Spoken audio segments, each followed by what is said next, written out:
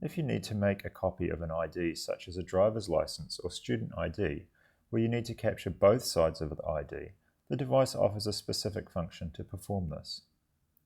From the home screen, select Copy. Note that the layout of the home screen may be different and you may have had to log into the device depending on your configuration. Press Options and then use the Page Down button to locate the Copy ID Card button.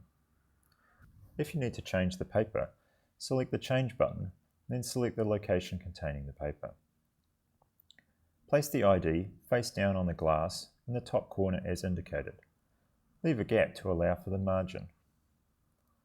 Press the green Start button to scan the first side of the ID. Turn the card over and scan the second side.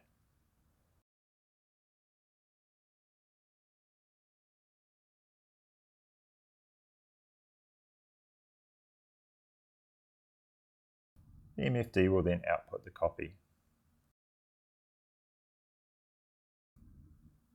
Don't forget to remove the ID from the glass. This concludes this video.